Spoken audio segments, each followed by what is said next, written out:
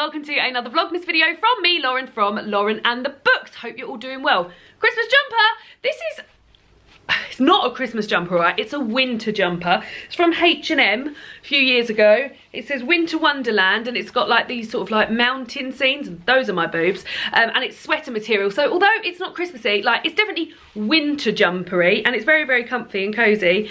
And I've got this on with a long sleeve sparkly top on with a vest on underneath because at the moment when I'm at work, I'm so desperate not to catch coronavirus before Christmas so I can see some of my family over Christmas. I'm literally sitting with my window wide open with warm clothes on so that there's fresh air going through all the time, mask on obviously, and sort of like any time anyone comes in my office I'm saying, oh stay there, what can I get for you, what can I get for you? So double layer at work at the moment. Anyway, today's video isn't about double layer at work at the moment, it is about board games. So I've got here a selection of board games, 5 in fact, board games that you can play 2-player. So they're not all 2-player board games, some of them are, but some of them are 4-player or more player board games that work well as 2-player board games. Now, we all know, probably and possibly we're going to be having smaller Christmases this year. I don't know if for you guys Christmas is a time when you would play board games. It definitely is a time for me when I would play board games,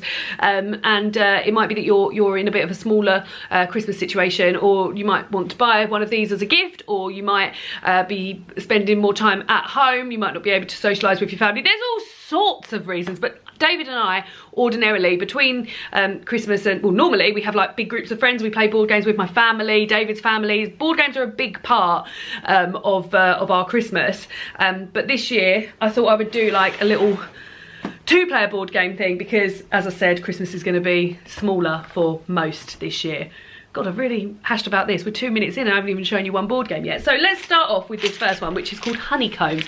It's very, very beautifully presented in this sort of bag that's in the shape of a beehive, and in which, oh, I've tied it up so tightly that I can't get in there, in which you get lots and lots of tiles with different sort of honey and bee related symbols on them, like so. And they're this really nice sort of tile that feels really nice. The illustrations are very, very cute on them, if you can see. Bear, honey pot, hive, flowers, little honey, don't know what you'd call that, honey wand maybe, and it's a matching game. So you have a there's a variety of ways you can play the game, which is another reason I like it, in that you can play it sort of 1-player almost, and just sit and work through the bag and make a grid in front of you with all the matching symbols. There's another way you can play it where you can play it where 2 of you are adding to a grid, and that's sort of done on a point system, because some of the tiles will have a little symbol in the middle, which will mean you get double the points for this time, or it'll mean you can skip a go, or it'll mean that you can have like a random one which doesn't match up. What David and I found when we got this, and I bought this in Waterstones just before the second lockdown, thinking it'd be nice to have another game for the second lockdown, for a new game for the lockdown, was we found that we were able to sort of concentrate on other things while this was happening. It was very sort of like relaxed. I find it a very relaxed, quiet game, which if you're into relaxed, quiet games, David is into relaxed, quiet games, this is for you. So we were watching things on telly and playing it on the footstool in front of us and just sort of like adding in and things like that. When you're playing the points version, it's a bit more involved because you have to sort of like add things up all the time. But if you're just playing like yourselves and just seeing, it's almost a bit like bananagrams. Have people played bananagrams before, where you have like tiles and you make a crossword puzzle basically in front of you? So you can do it casually, you can do it as a time challenge, and it's just really nice, and I just think it looks really great. And also it's tough enough so that adults can enjoy it, but also simple enough that children are really good at like matching and things. So I think it sort of like will please quite a lot of age groups. So that's the first one, Honeycombs. Great, and you can play 1 to 8 players, and it says from 6+. Next up is a card game. Mercedes bought me this card game for my birthday. It's Trash Pandas, the Raucous Raccoon card game. And this is for 2 to 4 players, 8+, ages 8+. But obviously David and I have just been playing a lot of it by ourselves, just the 2 of us. And David loves a card game. So any sort of card games, he's your man. If a card game impresses him, Oh, the card game impresses David, you know it's going to be a good card game. But what I like about this game is that it's not just a card game, it also involves sort of tiles. So what you're doing is you are collecting a series of trash on these cards. So it might be that you're collecting a chocolate bar, which is called Yum Yum, and pizza, which is called pie, and you're collecting these things, but you're doing that in order to be able to collect things. You have to roll a dice at the beginning, which gives you tokens. So you might get a token where you can pick 2 cards from the trash. You might get a token where you can stash 2 cards. You might get a token where you can steal a card from your from the people you're playing against.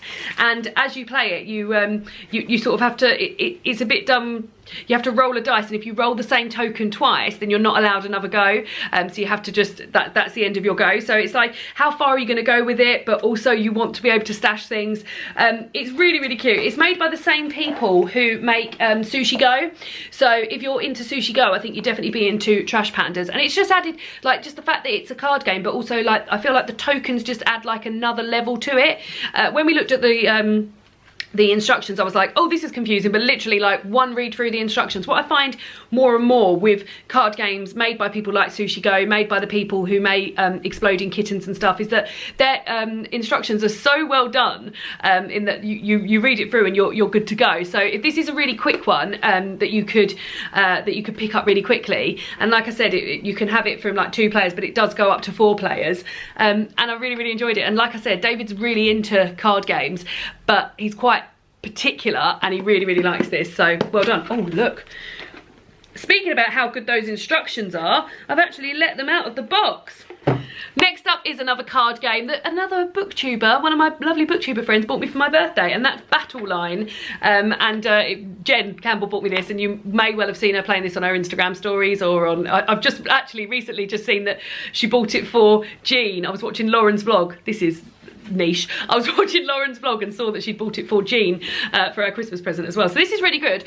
This is really good. It's another card game, and you play it, I believe, now having never played poker, I believe it's similar to poker in that you have to collect runs of cards, or the same card but in different colours, and you have lines of little markers across between you and the other player. It is a 2-player game, so you can't play it with any more than 2 players, and you have to like lay down cards and try and win the point. Now you can do that by as I said, laying runs of cards and things like that, but you've got your hand, and you can maybe see what your opponent's trying to do. If you think your opponent's trying to get a blue 7, 8, 9, but you've got the blue 7, you're thinking, well, there's no way they're going to do that, so I can play something lower my side of the battle line.